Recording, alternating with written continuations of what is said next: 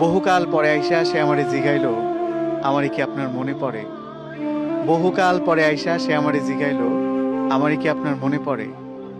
আমি হাসির আড়ালে দুঃখ লুকায়া কইলাম, শুধু মনে পড়ে না, আপনার জন্য আমার মনও পড়ে।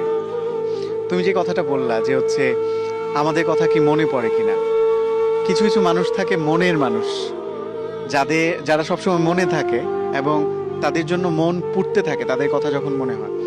তো যার জন্য মন পুড়ে সে এসে জিজ্ঞেস করে যে আমারই কি আপনার মনে পড়ে, ব্যাপারটা এমন হয়ে গেল আর কি।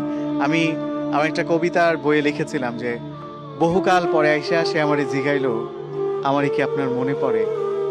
বহুকাল পরে আইসা সে আমারে জিগাইলো, আমারই কি আপনার মনে পড়ে? আমি হাসির আড়ালে দুঃখ লুকায়া কইলাম, শুধু মনে পড়ে না, আপনার জন্য আমার মনও পড়ে। আমাকে বলে নাই, কিন্তু আমি অসংখ্য মানুষকে বলেছি।